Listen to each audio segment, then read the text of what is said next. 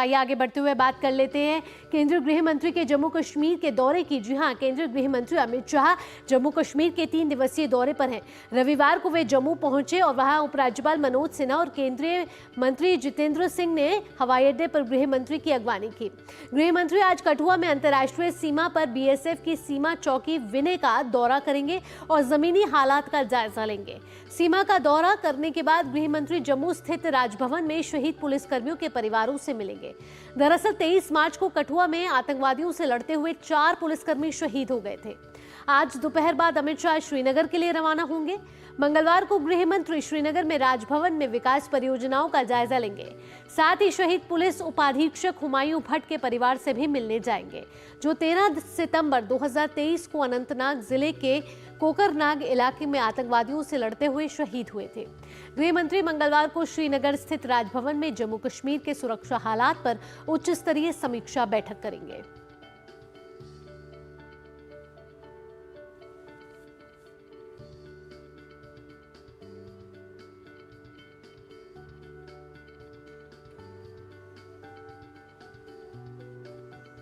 तो इस समय हमारे साथ संवाददाता फोन लाइन पर मौजूद है सुधाकर दात। सीधा उनसे बात करेंगे। सुधाकर, आपसे ताज़ा अपडेट लेना चाहेंगे। गृह मंत्री जम्मू कश्मीर के 3 दिवसीय दौरे पर हैं।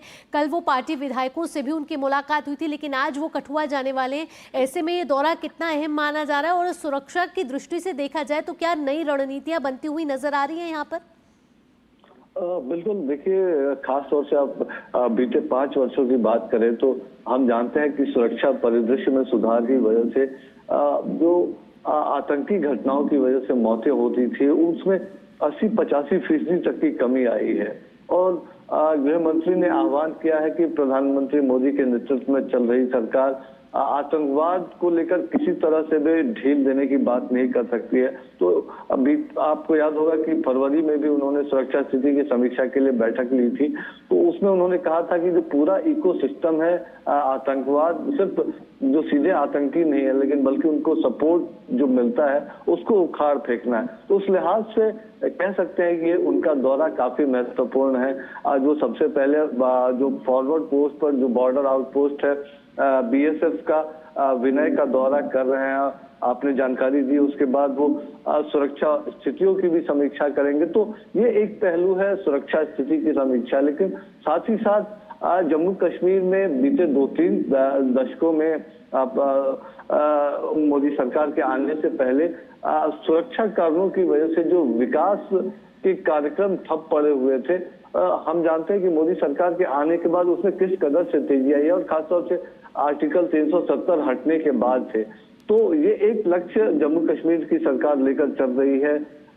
जो केंद्र की योजना है, खास तौर से जो राज्य की योजना है, उसमें सैचुरेशन हो, हर एक व्यक्ति तक वो योजना पहुंचे। तो उसमें किस तरह की प्रगति है, गृह मंत्री उसकी भी समीक्षा करेंगे। और जाहिर तौर पर इस पूरे दौरे का एक सबसे महत्वपूर्ण पहलू होगा उन शहीद परिजनों को सलाम करना जिन्होंने आतंकियों से लोहा लिया, नागरिकों की जान बचाई। तो उन शहीद कर्मियों के परिवारजनों से गृह मंत्री की मुलाकात, उनको अनुकंपा की एक तरह से सरकारी नियुक्ति के पत्र सौंपना, तो वो काफी महत्वपूर्ण दौरा रहेगा और वो उससे जरूर सुरक्षा कर्मियों को, पुलिस कर्मियों का हौसला भी बढ़ता है। जिस तरीके से हम पिछले कुछ दिनों से देख रहे हैं कठुआ में जिस तरीके से आतंकवादी विरोधी अभियान चलाया जा रहा है, सरकार भी उसमें मददगार साबित हो रही है, लेकिन हम देख रहे हैं कि सुरक्षा की जिस तरीके से आगे रणनीतियां बदल रही है और केंद्रीय गृह मंत्री इसमें भरपूर सहयोग देते हुए नजर आ रहे हैं। ऐसे में सांबा, कठुआ और जम्मू पर के इंटरनेशनल बॉर्डर पर एक दीवार भी खड़ी होनी है। क्या इसको लेकर भी केंद्रीय गृह मंत्री आज बीएसएफ के अधिकारियों से चर्चा कर सकते हैं और आगे किस तरीके से इसका हल निकालना है उस पर भी चर्चा हो सकती है? देखिए, बिल्कुल एक महत्वपूर्ण दौरा ये रहेगा और सबसे पहला एक ये संदेश देना कि जो सुरक्षा कर्मी वहाँ ग्राउंड पे जो डिसीजन ले रहे हैं, जिस तरह से वो सुरक्षा स्थितियों को मजबूत बना रहे हैं, उसमें केंद्र की सरकार, गृह मंत्रालय उनके साथ लगातार खड़ा है। दूसरा, एक कोऑर्डिनेशन हम जानते हैं पहले से काफी बेहतर हुआ है।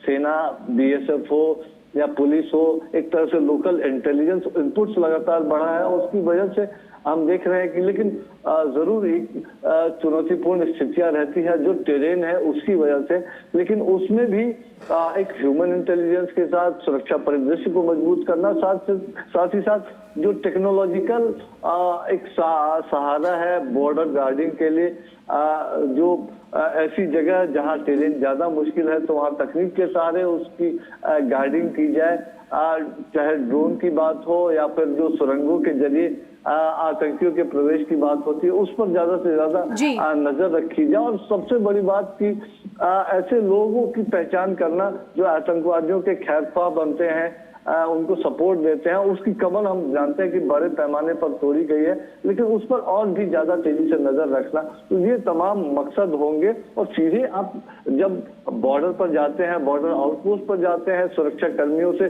सीधे बात करते हैं तो और भी एक अनुभव आता है, और भी ज्यादा बेहतर तरीके से जब सुरक्षा बैठकों में बात होती है तो इन तमाम चीजों को रखा जा सकता है, ऑन ग्राउंड पर जो इनपुट मिलता है। तो उस लिहाज से आज कठुआ का दौरा और उसके बाद कल जब वो सुरक्षा स्थिति की समीक्षा के लिए एक व्यापक बैठक की अध्यक्षता करेंगे जिसमें राज्यपाल, जम्मू कश्मीर के मुख्यमंत्री उमर अब्दुल्ला के साथ साथ सेना हो, अर्धसैनिक बल हो या पुलिस कर्मी, जो पुलिस के अधिकारी रहेंगे उनके साथ वो जब शामिल होंगे तो एक बेहतर निर्देश रहेंगे। लेकिन उन्होंने एक सीधा निर्देश तो जरूर दे दिया है कि इसको जड़ से उखाड़ फेंकना, सिर्फ आतंकवादियों को नहीं बल्कि बिल्कुल सुधाकर, तो आतंकवाद को जड़ से उखाड़ फेंकना।